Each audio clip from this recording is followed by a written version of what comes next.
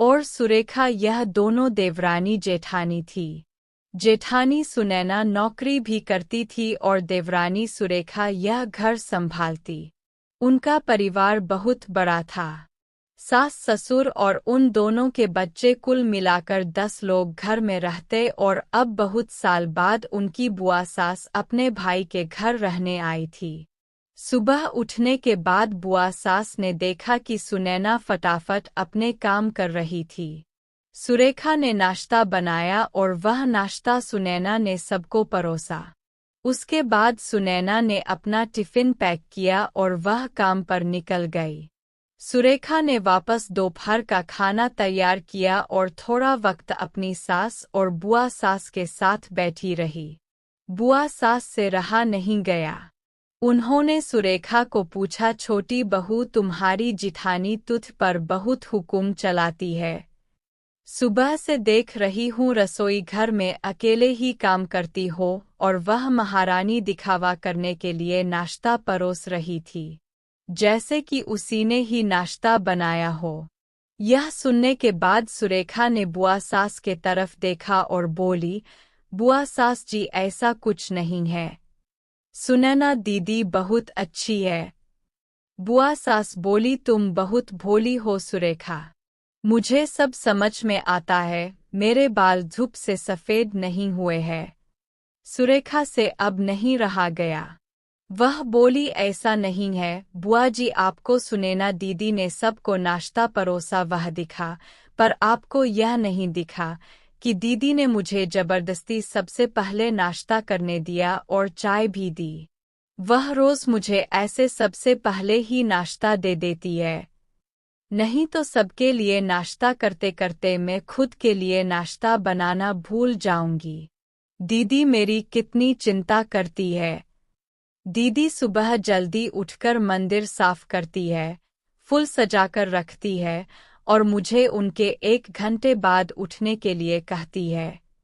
शाम को आते समय बाजार से सब्जी भी लेकर आती, क्योंकि हमारे मिस्टर रात को देर से आते हैं और मम्मी जी को सुनैना दीदी ने बाजार में जाने को मना किया है, क्योंकि अब उनकी उम्र 60 साल से ज्यादा हो गई है।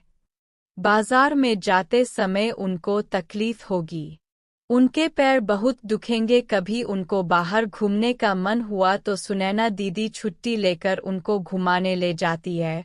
और हाँ बुआ जी, दीदी रोज़ शाम को आने के बाद वह कितनी भी थकी हो तब भी मुझे खाना बनाने में मदद करती है।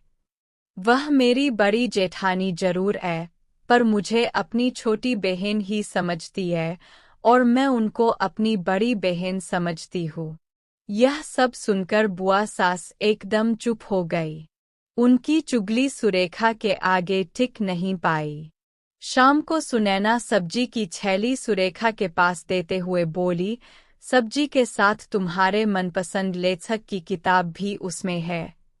यह सुनकर सुरेखा खुश हो गई। सुनैना को थैंक यू बोलकर सब्जी की थैली किचन में रखकर वह अपने रूम में चली गई। उतने में बुआ ने सुनैना को आवाज दी, बड़ी बहू जरा यह आना। वह बोली, सुनैना तू इतनी मेहनत करके पैसे कमाती है और ऐसे फालतू में किताब खरीदी करके मुफ्त का खर्चा करती हो, वह भी अपनी छोटी देवरानी के लिए। वह ऐसे भी घर में बैठकर करती क्या है? तुम दिन भर मेहनत करती हो और वह घर में आराम करती है। इस पर सुनैना हंसकर बोली, क्या बुआ जी आराम? और सुरेखा, उसे तो कहने पर भी वह आराम करती नहीं। सुबह उठकर बेचारी काम करती रहती है।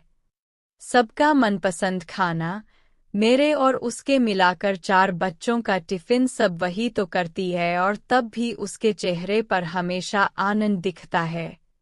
सुबह की चाय पीने के लिए उसके पास वक्त नहीं रहता।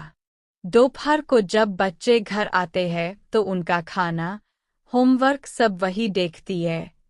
इसलिए मुझे बच्चों का टेंशन नहीं है और इसलिए ही मैं ऑफिस में मन लगाकर काम कर पाती हूँ। कुछ दिन पहले ही मुझे प्रमोशन मिला है। इसके अलावा मम्मी जी और पापा जी की दवाइयाँ कभी खत्म हो गई और कभी लाने की हो तो वही ध्यान में रखती है। घर में कोई मेहमान आए तो उनकी मेहमान नवाजी भी वो वही करती है। बुआ जी घर और बच्चे संभालना छोटी बात नहीं है। इतना सब सुनकर बुआ जी उनकी तो बोलती ही बंद हो गई। सुनैना कभी कोई शिकायत नहीं करती है, वह सब काम कर लेती है। वह सिर्फ पढ़ना पसंद करती है। फिर मैं मेरी छोटी बहन के लिए इतना नहीं कर सकती। मैं नहीं करूँगी तो फिर कौन करेगा? इतना बोलकर सुनैना अपने रूम में चली गई। यह सब बोलना सुनैना की सास पीछे खड़े होकर सुन रही थी। वह बुआ के पास आई और बोली, जीजी यह दोनों देवरानी जेठानी जरूर है, लेकिन उनका रिश्ता दो सगी बहनों से ज्यादा पक्का है। मेरे घर की मजबूत दीवारें हैं यह दोनों। पहले में भी एक बुरी सास थी, हमेशा इन दोनों में झगड़ा लगाने का प्रयास करती थी, पर यह दोनों के प्यार के आगे मैं भी हार गई। वैसे भी झगड़ा लगाकर नुकसान तो हमारे ही घर का होगा ना। पर यह बात बुआ को समझ में नहीं आई। रुदन करते हुए कमरे से बाहर चली गई क्योंकि उन दोनों में झगड़ा लगाने के लिए ही वह आई थी।